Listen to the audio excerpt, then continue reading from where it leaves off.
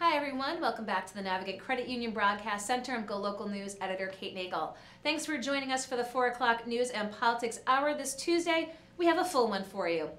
And as we do most every week, we check in inside the Beltway with Jennifer Lawless down at American University, professor of politics, head of the Women in Politics Institute there, heading to UVA next year. Always appreciate getting the inside scoop on politics down there. How are you today, Jennifer?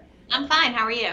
Doing well up here. Lots going on in Rhode Island, but certainly lots nationally. Even since we were in touch earlier today, breaking news out of D.C., the Office of Special Counsel found that Kellyanne Conway violated the Hatch Act for talking about candidates during the Alabama Special Senate race. Where did this come from? I think it highlights that nobody in the Trump administration is inoculated against the special counsel's investigation.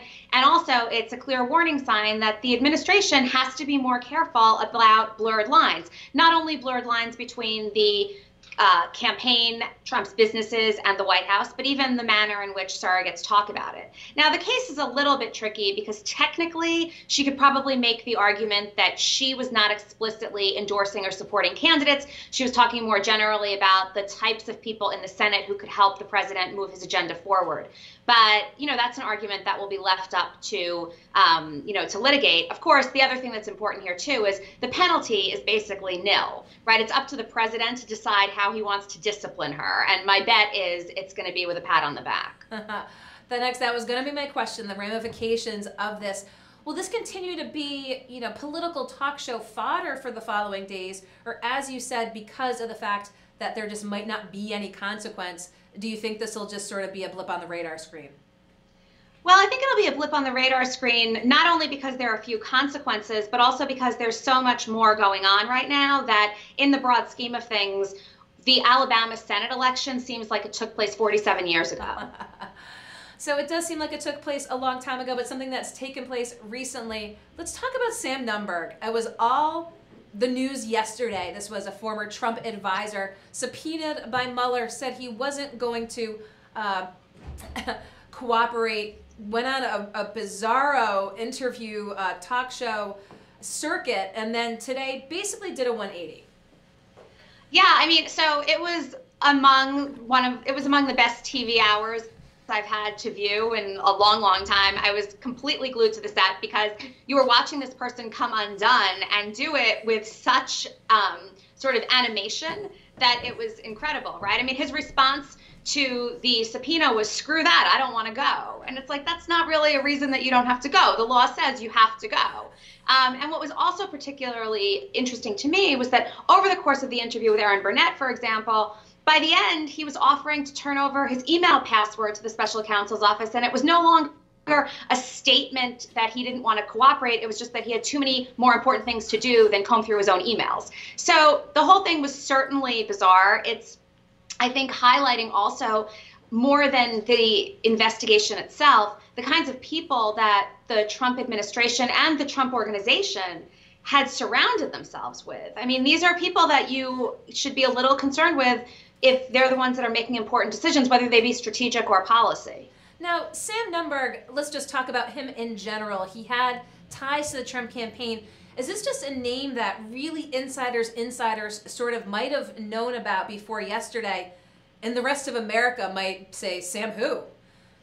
Yeah, he didn't have the same kind of name recognition as people like Manafort or Kelly or, Michael Flynn, in large part because he was with the campaign only for a very short time and he was fired. But anybody that knows Roger Stone or that knows about the way that Roger Stone was trying to cultivate Donald Trump to run for president, dating back long before even 2012, would be familiar with Nunberg. So, I think, like in the last year and a half, he hasn't really been at the top of everybody's radar screen, but the connections he had prior to the campaign and the inner workings of the Trump organization suggest that he knows a little bit about how Donald Trump operates. Moreover, if he's being subpoenaed, it means that he told the special investigator that there's something he knows that they want to get him under oath saying, which suggests that he's not just a peripheral player. He knows something, and they want that on the record. Let's talk about another name and connection that was tossed out there in the context of this conversation, Julian Assange. And that's where Roger Stone comes into play. So the question becomes whether Roger Stone and Julian Assange were going back and forth to sort of either help Russia or provide emails or signal to the Trump campaign that Russia had information that could be damaging to Hillary Clinton. And the fact that Nunberg basically said that he would throw himself in front of a bus for Roger Stone suggests that it might very well be those kinds of dynamics. Of course, in addition to throwing himself in front of the bus for Roger Stone and considering Roger Stone a father figure, he said he felt the same way about Donald Trump. So by the end of the interview yesterday, everyone was his father figure, and he was willing to fall on the sword for just about any Republican out there.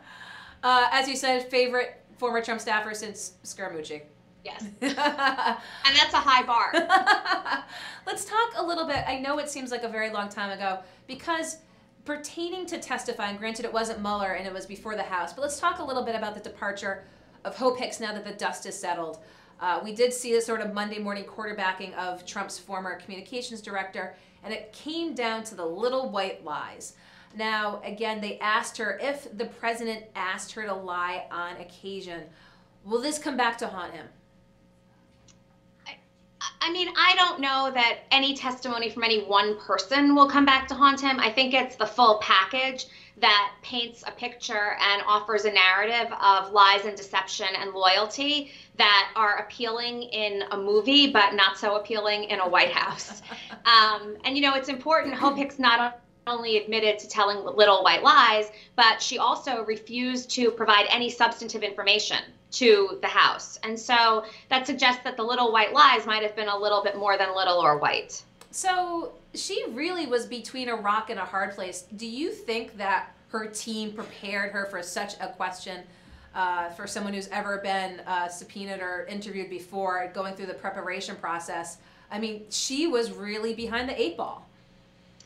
She was, although I think that we've seen for the last year and a half, a lot of these administration officials being completely blindsided by procedures and processes that most people with some familiarity with Washington and the political process wouldn't find that stunning, right? And so the upside of bringing in all new people and saying that you're going to start fresh and drain the swamp is that you have the opportunity to do that. The downside is that, similar to the way that you're surrounding yourself with people that don't necessarily have policy expertise or relationships with members of Congress, you're also getting people that don't necessarily know the ins and outs about how testifying before a congressional committee might work. So what's the talk in D.C. about where Hope Hicks lands next? Does she have to do a book deal to cover her legal fees? I mean, I read today that she could, within 5 seconds, negotiate at least a $10 million book advance, right? But the question becomes, what is she willing to say? I mean, yeah, she could get that kind of book advance, but is anyone going to actually read it?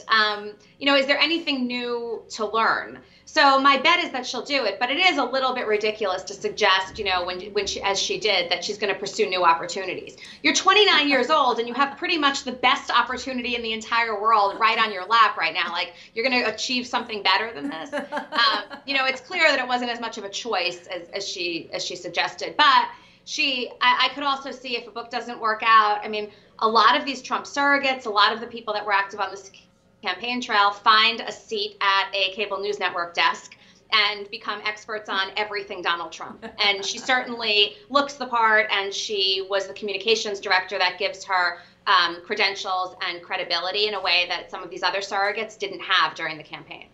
So let's turn a little bit to policy-wise down in D.C. while we have you here, Jennifer. Let's talk about Trump's tariffs. It looks like it's creating a big rift within the GOP. What are the prospects? I think the prospects are pretty bleak. Not only has Cohen said that he'll probably leave if these tariffs go through, but it's hard to find any mainstream Republicans who think that this is a good idea. And on top of that, it's also hard to find anybody who has any background in economics who's willing to say that the tariffs aren't going to cost more jobs than they ultimately generate. So, yes, Donald Trump promised new manufacturing jobs. He thinks that the steel and the aluminum industries are a way to do that. And there's no question that he's going to be able to create jobs there. But there are going to be trickle-down effects where these tariffs basically lead us to lose 3 jobs for every new one that's created. And that's just not going to be helpful, especially in some of the rural industrial areas that he won. And let's talk a little bit about DACA. The sort of arbitrary deadline came and went yesterday of Trump saying, Congress, you figure it out by March 5th. Where are we now? We're basically nowhere. The Supreme Court said that they were not going to hear this case. They were not going to allow it to leapfrog past the appellate stage and go directly to the court. A Maryland court said yesterday that winding down DACA is okay, but there have been 2 other courts that have said that it's not okay. So basically, for the indefinite future, everybody who's on one of these permits can continue every 2 months to have them renewed. So, there's really no solution in sight. And Steny Hoyer just announced that he's not going to push the Democrats to demand a DACA vote on the omnibus spending bill. So he thinks that they'll be more successful if they have individual bills like the Senate did regarding DACA and immigration, not linked to anything else. But that also generates far fewer incentives for Paul Ryan to make sure that those bills get voted on. So before I let you go, there's one more thing I do want to talk about, but tell viewers, what are people keeping an eye on in D.C. at the moment? Well, so I think right now it's Mueller's investigation as usual. The big twist in the plot last night was that it seems like maybe he's not far along as we thought, because some of the questions that some of the documents that he could potentially subpoena or did subpoena and that he could ultimately request a search warrant for have to do with communications, not only with Roger Stone and Donald Trump, but with Paul Manafort, with Michael Flynn. So sort of issues that we thought were already resolved, which suggests that this might be going on a little bit longer than we expected. And the other thing that I think we'll be focusing on, too, are new departures from the White House. If Kellyanne Conway makes it through this Hatch Act violation, which she likely will, is Gary Cohn going to stick around post tariffs? If Jeff Sessions going to continue to stick around despite another week of being ridiculed by the president? So it's always an open question, but my bet is that there will be at least some departures in the next week or 2. So keeping an eye on the departures moving forward. One interesting piece in Politico that was in today is an issue that's kicked around for so many years. Members sleeping in their offices in D.C., and some members calling for an ethics investigation. Now their angle is members are taking advantage of free lodging, and of course, on the flip side, members who do so say, I'm showering at the Senate gym, I'm just trying to save some money here. How does this issue keep coming up every so often? I mean, it's gross, first of all, right? I mean, that Politico article, I think, did a great job saying, too, that, like, you're sleeping in your office and then 5 hours later you're inviting constituents to come in here and have a decent conversation about something. Paul Ryan's justification that he doesn't really get a lot of sleep, so it would be a waste of time to get an apartment. Like, these are insane things to say. And also, I don't think they resonate with the average American who would find the congressional salary, which is around $175,000, certainly sufficient to at least get a studio apartment or share one, right? I mean, you're not going to, crying poverty as a member of Congress, I don't think resonates with the average American. We've heard stories of the group houses of, Schumer and others together. Right, like boxes of pizza all over the place, and it's totally disgusting, right? That's acceptable, but, sleeping in your office is kind of gross. I think part of the reason that we might actually see more traction this time around is not only because of the ethics violations and sort of using taxpayer money to subsidize your own life, but also because of the Me Too movement. And the idea of they're mostly male Republicans living in their offices and potentially being in a position to say, oh, they want to have a meeting at 11 p.m. or at midnight, or they want to work on a bill at 1 in the morning, and their chief of staff or their legislative director is a woman, is pretty dangerous. So I think that that's another angle here that in the past didn't necessarily gain the traction that it might this time around. So you think 2018 could be the year that we see this practice ended? Yeah, I mean, I think that we are in a time where it's just something that rubs most people the wrong way. And if you knew that you were going to talk to your member of Congress and you were sitting on the couch he slept on that night, I think you might have a different reaction to what you'd be asking for, or how you would treat that meeting. As always, getting the Inside the Beltway take from Jennifer Lawless. Appreciate your time, Jennifer, and we look forward to talking with you next week. Have a good week. Okay, thanks. Okay, Jennifer Lawless down at American University gives us the inside scoop of what's going on inside the Beltway. The breaking news today, special counsel has found that Kellyanne Conway, Trump's spokesperson, potentially violated the Hatch Act by talking about this Alabama special Senate race, but as Jennifer Lawless said, might not be strong ramifications. We'll see what happens with that moving forward. Don't go anywhere. We'll be back with our next guest. Providence Performing Arts Center announced today its 2018-2019 season, and we've got PPAC President Lynn Singleton here in studio.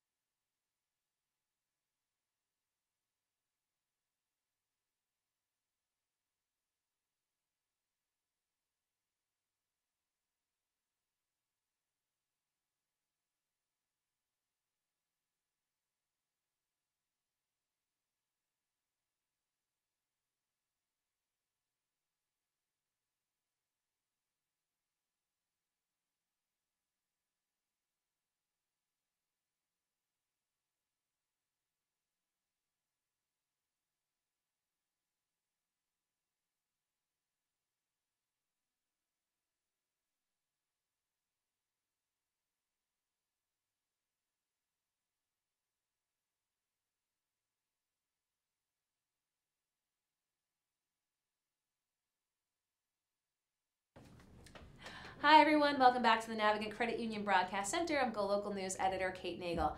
I would like to welcome in the Providence Performing Arts Center President Lynn Singleton. Thank you for coming in today. You're welcome. It's a bit of a victory lap, if you will, this morning, kicking off the 2018-19 season. Not just next year's season, this is the 90th anniversary celebration of the Lowe's building. It was a lot of pomp and circumstance this morning, a big video unveiling everyone who's coming to PPAC this year, and of course the one that's on the tip of everyone's tongue, plenty of great shows, but Hamilton.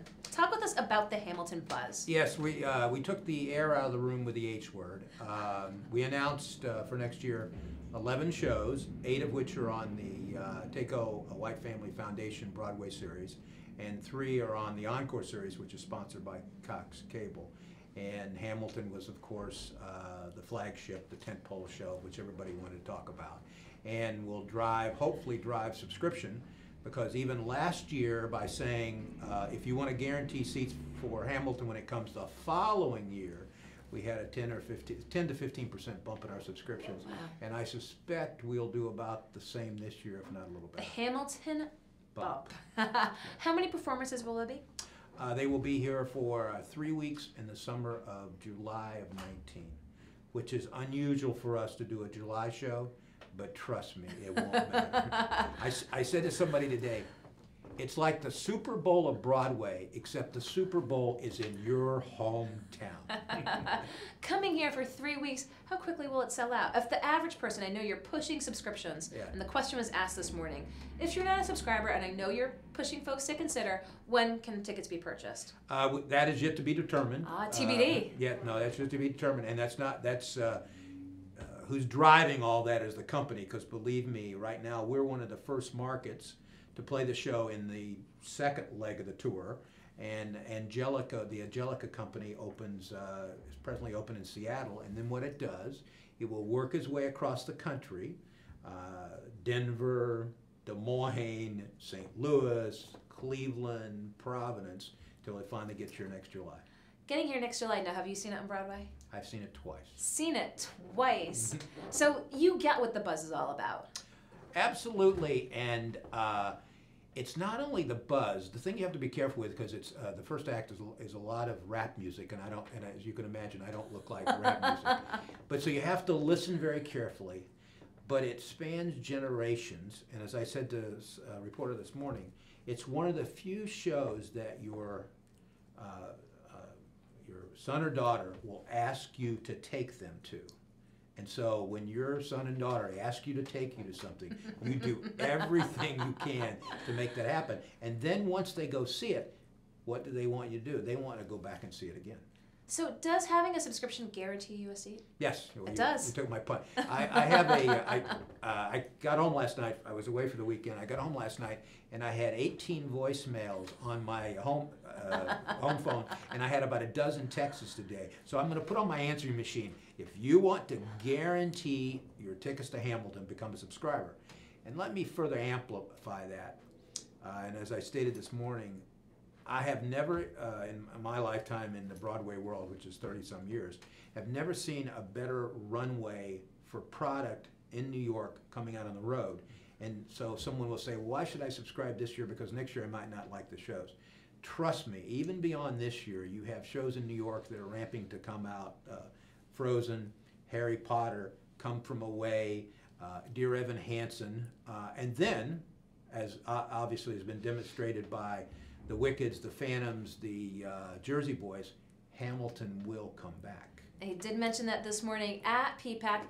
Tell with folks again, what are the benefits besides having a first seat to Hamilton to being a subscriber? That's a good question. One of the big benefits is when your local weather person starts yelling storm alert, as they did last week when we had beautiful, you can pick up the phone and say, gosh, I don't think I can come Friday. Can you move me to another performance? A little flexibility. So you got flexibility. You're on the first, when we do pre-sales for shows not only beyond Broadway, but for the Jay Leno's, the Tony Bennett's, the Devos, the Harry Connick Juniors, you get first ability to buy a ticket, okay, which is a big benefit. And you become part of the PPAC family. And I think, too, one of the things that happens when you become a Broadway subscriber, you end up going to see shows that you didn't know you'd like, and you go there, and the truth is you would have never gone and seen Drowsy Chaperone and Gentleman's Guide and probably this spring Something's Rotten if you hadn't been a subscriber. And you will say, oh, that was or the other one this year that surprised everybody and did big business was Bodyguard. Yes. Yeah, and Cox, I forget her name now, I feel bad. She was the lead, and she wowed people. And actually the show, while I was here, did like $250,000 business that week. Wow, that's unbelievable. Now this morning, tell viewers, the people who were in attendance at PPAC, was that a lot of subscribers in the crowd? I was there this morning for the official kickoff, and it was, the lobby was packed. Yes. Well, I give part of the credit to the marketing staff. Caitlin, PJ. Give PJ a plug. No, and as I said this morning, one of the difficulties is you have, in our case, we have 11 different productions. We have 115 performances of those shows. And then we have 8 to 10 weeks of tech time for 3 Broadway shows we're opening, which are Cats, Miss Saigon, and The Band's Visit. And so to pull all those things together and make it all come together, including the video, in a very short, it's kind of like hurry up and wait. Okay, we're done now, we want it to happen. But I do think an event like Hamilton is a critical path event in the city, because it's kind of like the first time, this has been a long time ago, but in the mid-90s we did the first national company of Phantom. And it will be one of those Phantom moments. Okay, a Phantom moment. So you just mentioned a few of the tour launches as we go past Hamilton here. Miss Saigon, Cats, and The Band's Visit. Also, School of Rock, Waitress the Musical, and Charlie and the Chocolate Factory. You talk about that long runway. And here are some very popular shows on Broadway coming right here to Providence. Yes, absolutely. And they will continue to come, because the East Coast corridor, which we all know is very competitive, but Providence is a very good Broadway theatrical market. And I think it's demonstrated not only by us, but Trinity Rep, the Graham. One of my sound bites is Providence is a market, as far as national touring Broadway and theatrical productions, plays above its weight. I mean, because you don't expect a show to be able to come here like Phantom the first time and do 6 weeks. Hamilton this time to do 3 weeks. Yes, indeed. And so talk with us. You're in Providence so much dealing with PPAC, and how often do you get to Broadway? Probably not enough. Actually, I'm a Tony voter, which means I get to see a lot of good theater, and I get to see a lot of bad theater. So I try to go to New York, and what I segregate, since the most of the things we do are musicals. I segregate and make sure I see all the musicals. The dilemma that's happened now in New York, most of the musicals kind of open up in the Bell Lap, which is like March, April, May. So you have all these shows that are now starting to open that I'm going to be responsible to go see. But it's, you know, it's not, we're not digging coal. It's fun. Not digging coal. So very, popular new shows coming, and this is the tour launches, but the Encore series. Phantom, Yeah. Jersey Boys, Book of Mormon. The Encore series, in most cases, happen to be shows that have played here and have done well, and are what we deem to be commercial sellers, because we don't have as many Broadway subscribers into that series. And to give you an example, Providence is a very good repeat market if the show has commercial appeal. Like last week, we did Beautiful, and from ticket one, we did 14,000 tickets. So that means we sold more tickets than would have filled up the Civic Center from ticket one, and that's phenomenally well done.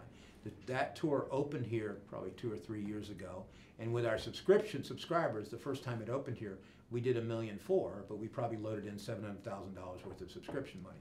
So the Encore series tends to be more commercial, shows that can stand on their own to sell single tickets, and of course we'll do Jersey Boys here for as long as I'm alive, and probably longer. But people, they don't have any trouble figuring out what the title is.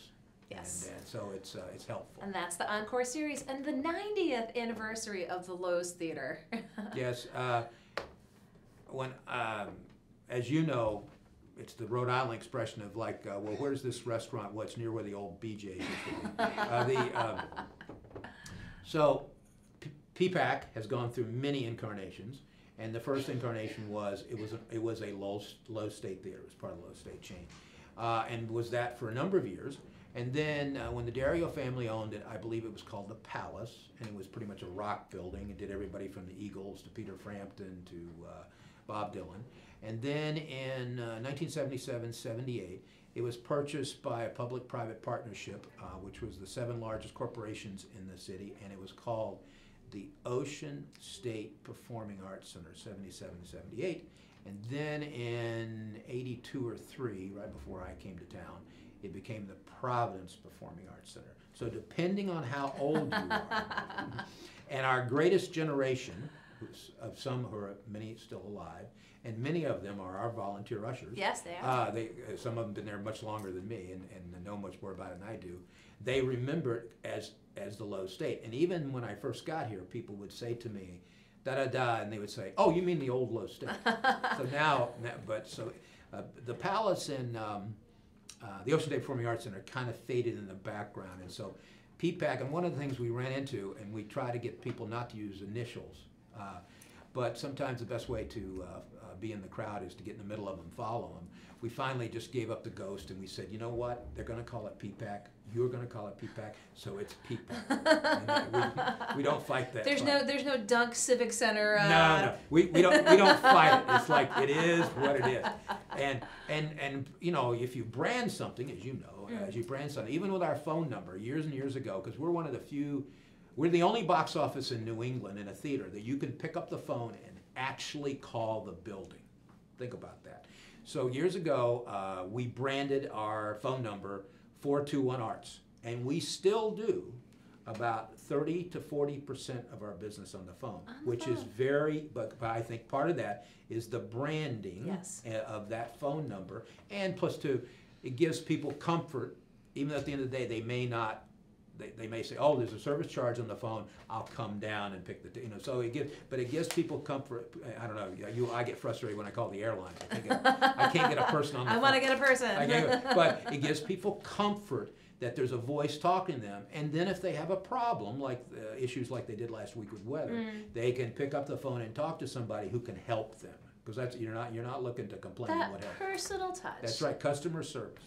So when acts come in and see this theater, and we talk with them when they come in here, because PPAC is always so good about sending us actors down here when they have shows. They always talk about such a beautiful theater, and obviously went through renovations in recent decades.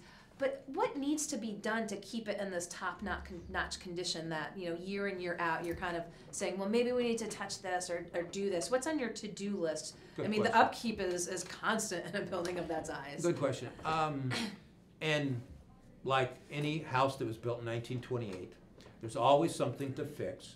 And we have a 20-year capital plan. And on every ticket that we sell by board bylaws, we take $3 for a restoration fee, and we put that into a separate fund, which cannot be used for operation. And then we, generally that fund, give or take, comes out to be X amount of dollars. Usually in a year it's $800 to $1 million. And then we have project lined up, specific this summer, and this is indigenous to an old historical building. The facade on the front of the PPAC, we're going to take each piece of that facade and either replace it with new facade, or we're going to reconstruct it and clean it. Because what happens in these old buildings in the fleet, I don't know what it's called now, but the Superman building, Fleet Center, what happens is the water gets behind that facade and then it falls off. And that job alone is probably, $700,000-800,000. Wow. So we'll see a little scaffolding to clean it up a little bit. It's going to look like Paolino's building. Which is almost near completion. Yeah. Well, as we talk about the 18-19 season, we're still here in 18. What do we have in the coming weeks that folks should be looking at for PPAC if they're saying, I'm going to want to see a show?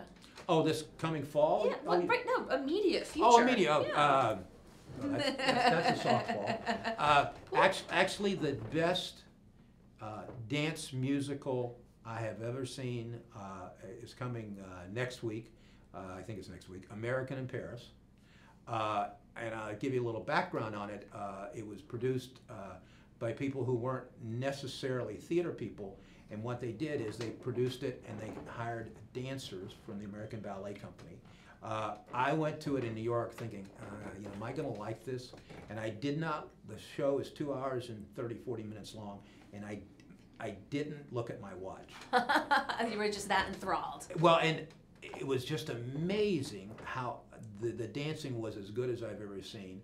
And what has happened now, this production has closed in New York, so many of the people who are in the New York cast are touring in it. So you're getting what I call the varsity. And many people think that American in Paris is a revival, but it wasn't. It was a movie. But people in their mind think that there was a production once of American in Paris. So it's actually the First National Company ran in New York for 2 years, and now it's touring. And then in June, I think it is, we have the most theater smart show you'll ever see. What makes theater smart? It's very like inside jokes, but it's very theater smart, and it absolutely has the worst title of any show coming or going, and that's Something's Rotten.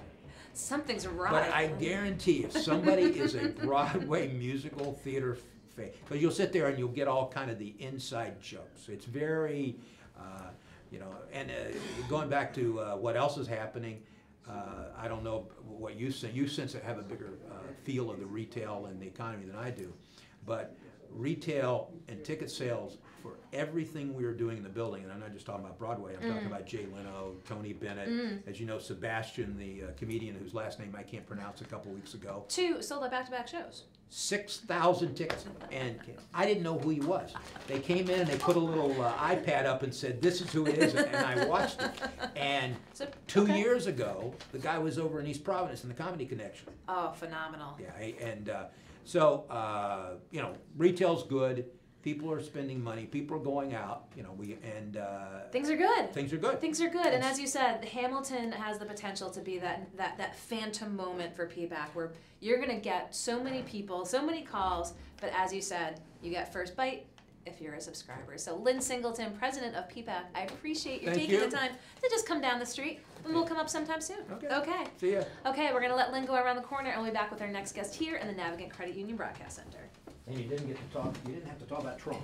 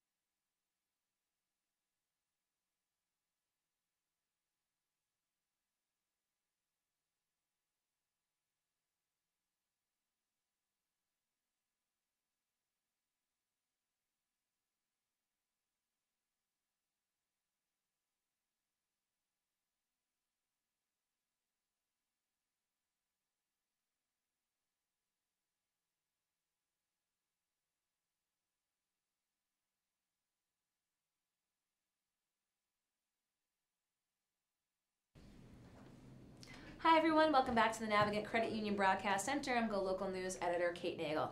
I'd like to welcome back in a guest we've had in here before, lawyer Joseph Molina Flynn, attorney in Rhode Island and Massachusetts, president of the Rhode Island Latino PAC. Joseph, thanks for coming back in today. Thank you for having me. I Always appreciate a pleasure. your coming in to let folks know next steps with DACA. If people have been following the news, we saw the arbitrary deadline come and go yesterday where Trump said, Congress, you need to act by March 5th. Is come and gone. What's happening? Let's start first in D.C. and then we'll get a little more local. What's your sense about what's going to happen? We've had part of this discussion previously, and I think the deadline was always just an arbitrary deadline. There wasn't anything of substance there.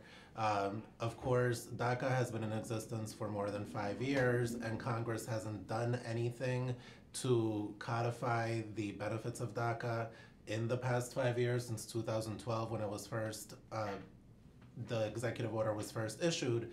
And so the hopes that something was going to get done in 6 months were always just a falsity. And now what we need to do is we need to put pressure on our elected officials to make sure that they're doing something to come up with a comprehensive bill that would take care of these individuals who are so interwoven into our fabric. And so are we, hanging in, as you said, you didn't think anything was going to happen come March 5th. The hope is still something substantial will happen. Let's talk a little bit about the Supreme Court's decision not to take up the case. So that's very telling because it tells us that the Supreme Court isn't ready yet to decide on this issue. Particularly, I believe that it has to do with the political nature of what's going on. I don't think they're ready to tell these individuals that they don't have hope for the future, but I think they see their role as limited in this respect. And they're going to wait until more happens at the lower courts before they make a decision that is too precipitated. What's more interesting is what's going on at the federal courts at the lower levels. Like there's been some decisions that have placed an injunction on the elimination of the program, which has allowed us as immigration practitioners to renew applications. And if somebody's coming up on renewal anytime within the next 6-7 months, I would recommend that you get in touch with an immigration practitioner to renew your DACA immediately. I myself got 2 grants the other day for some of my clients, and so they are renewing them now. But we saw the decision out of Maryland just on Monday where that court decided that the president was within his power to eliminate the program as he did, and that there's no right for the DACA recipients to continue renewing their DACA. And so we're sort of in flux. It kind of depends on where you live right now. Rhode Island is fortunate in the sense that in our circuit at least, they're still accepting the applications and adjudicating them, but beware and act promptly. And we're talking about Maryland. We're talking, as you said, at the more federal, going down to more states level. Will people move? Will people literally, will dreamers move? Or is there just so much uncertainty that they don't want to go someplace new because a court in that new place could very well say what they said in the old one? Right, and so that is very well true, that I don't believe that people are going to move simply based on the court decisions.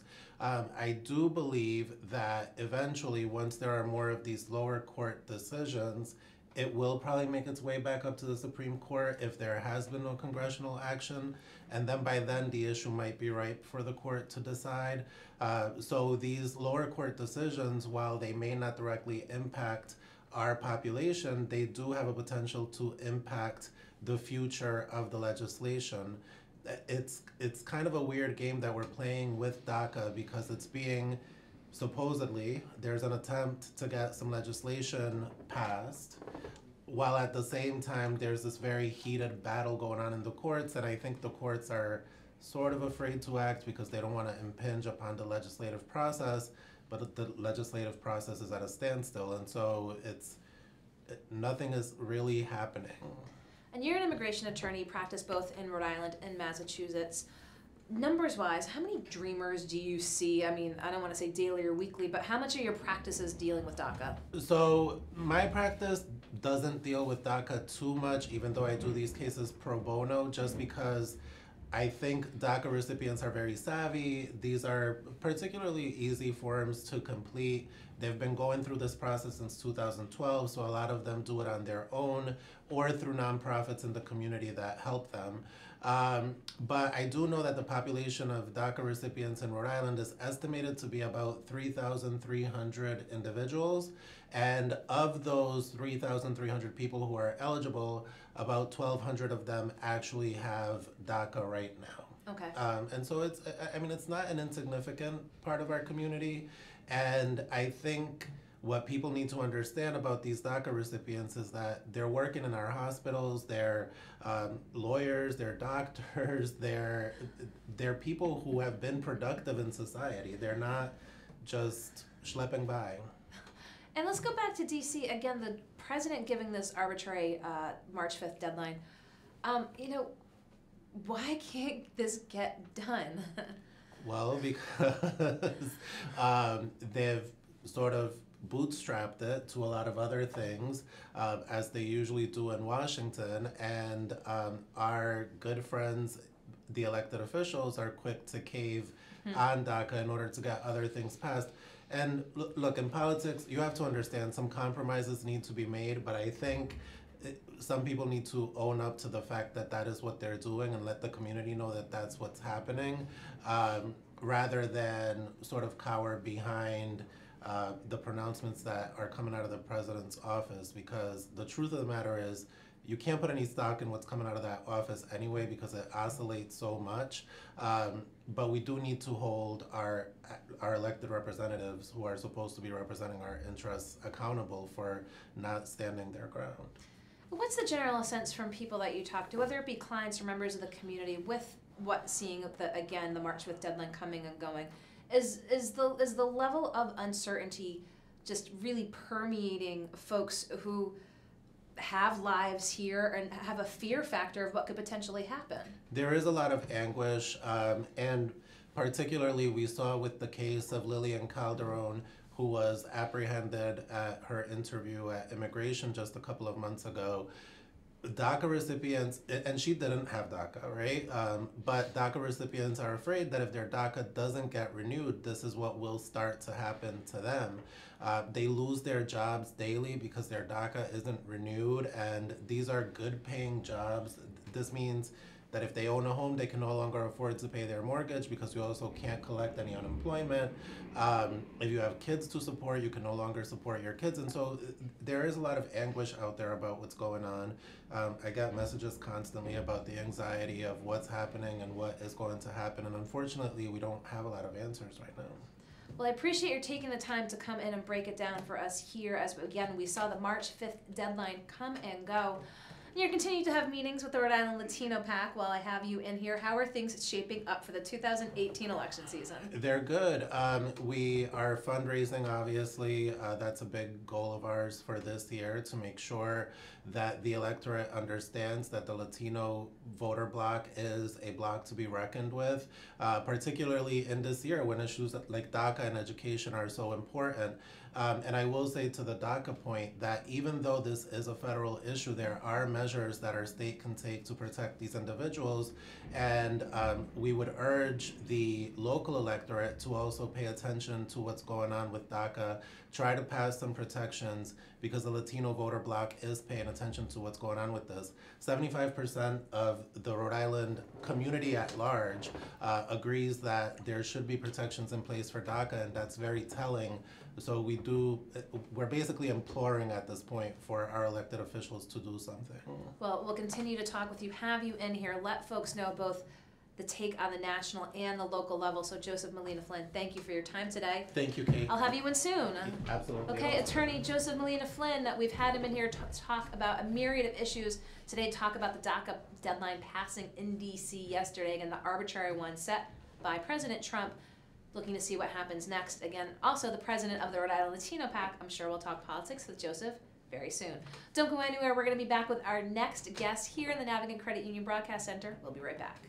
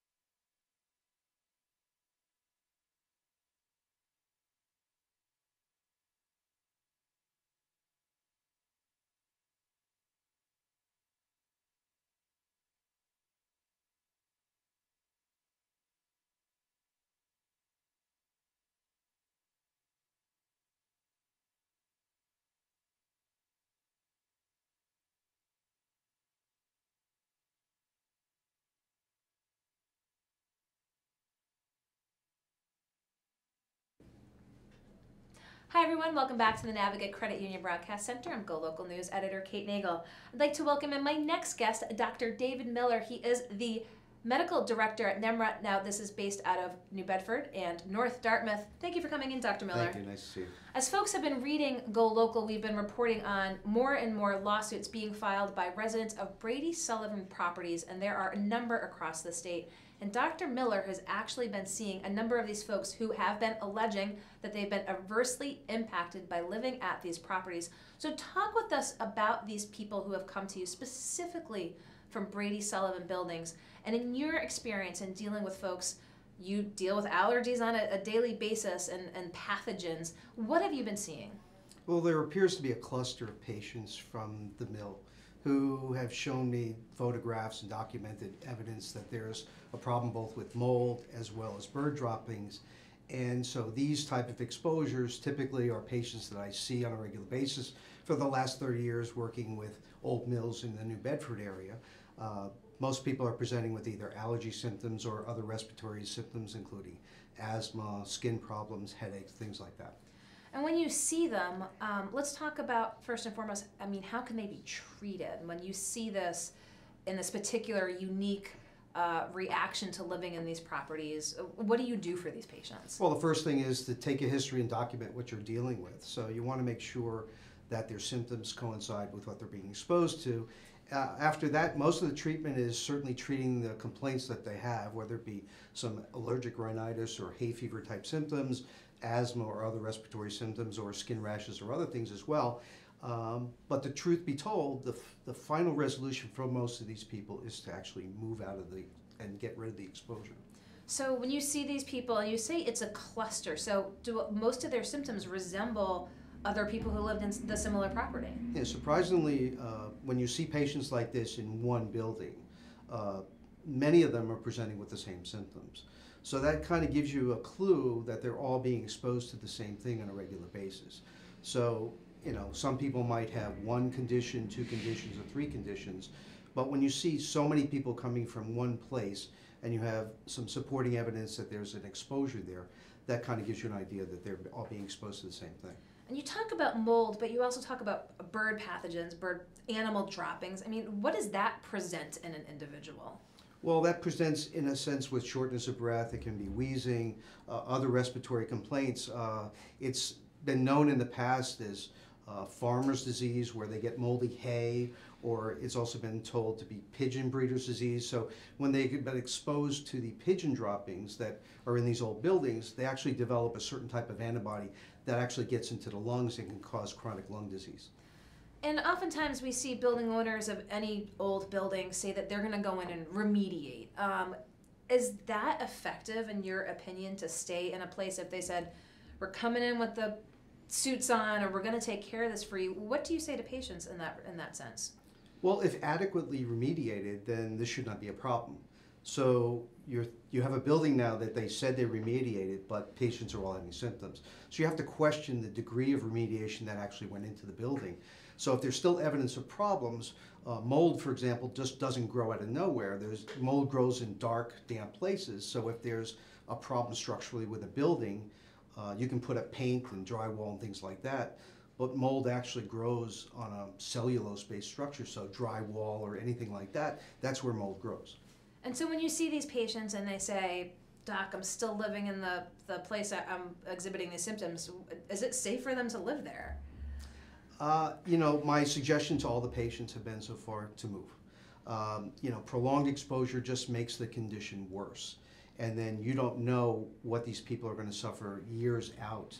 You know, if they have a predisposing condition, it could get worse. If they didn't have anything and they develop it and stay there, it could get worse.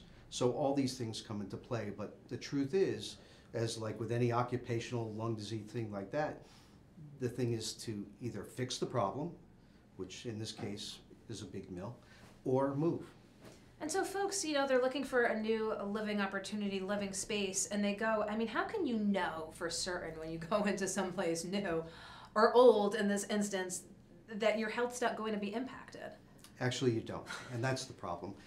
You have to rely on the builder, the reputation of the company you're dealing with, because, you know, you can look at a nice white painted wall, But if there's mold behind the wall and you don't see it until afterwards, it's a problem. So even, for example, the people in the mill today, with the recent storms, they said they fixed the problem before, but now they showed me pictures of water coming into the apartments. So they'll show me what they can see, but it's what you can't see that's the problem. And you're simply from the health perspective here, but you see these people come in from living in old mill buildings. In this case, it's particularly the Brady Sullivan properties. But they're on average people, average jobs, renting or having condominiums, oftentimes up against big developers who are going to say, legal up and say, your health problems aren't our concern. Well, I've seen this for 30 years. I mean, I practice in New Bedford area, which, you know, typically the Fall River, New Bedford area is filled with old mills. And most of those people actually live in Section 8 housing, which has a 3-year wait list. So when they come to me for these kind of problems, I tell them this is the changes that have to be made. But unfortunately for those type of people, they can't move. They don't have the opportunities. So they're dependent on the landlord to actually fix these things. In this instance, people, you know, might have the opportunity to move. But the bottom line is that either the problem gets fixed or they have to move. And that's really what it comes down to. So I know you can't talk names, but numbers, how many patients have you seen from the Brady Sullivan properties, would you say? So far about 20. You've seen about 20. And these are big buildings. Do you anticipate seeing more folks coming My coming schedule forward? is full so far with people that are yet to come. Well, I wanted to get you in here again to talk a little bit about the symptoms, a little bit about the fact at hand, again, just old buildings. Is it, again, really up to the developer? Have you seen good old mill buildings? Oh, sure. I mean, across the street, there are some good old mill buildings, but you really have to, but the problem is people don't know. And for example, the people that are having problems now that are moving out are seeing people that are moving in, and those people don't even know what they're up against. And so that's the problem. And moving out, if you leave a place that you're exposed to mold or these bird pathogens, can there be lingering symptoms past the time of, especially if there's underlying conditions? I'm sure for some folks it's the magic bullet to be in a new environment, but for some folks, could this problem persist? Oh, sure. I mean, for example, if you're predisposed, we know, for example, children who are predisposed to developing asthma or allergies, if they didn't have the condition but exposed to a certain degree of dust or mold, that kind of thing, then develop the condition. So that could prolong itself. Well, anything else folks should know while you're in here as the expert of seeing folks who are exhibiting symptoms of environmentally based allergies? What would you say to folks? Well, if you're buying a house, get a good home inspection. So that's always critical. Take a look for that. You know, and then if you have problems, you really have to deal with the builder or the developer and assert your rights that you really have to get this fixed, because it does have short-term as well as long-term health consequences. And have you seen, speaking of rights, again, in other instances, people get recompense, get basically a result from what had happened to them? Yeah, I mean, we've seen a lot of people with these conditions over the years, and you know, like I said, it's a constant problem. It's, you know, even insurance companies now put riders for mold because they know it's a problem. But we're dealing with old buildings and old construction.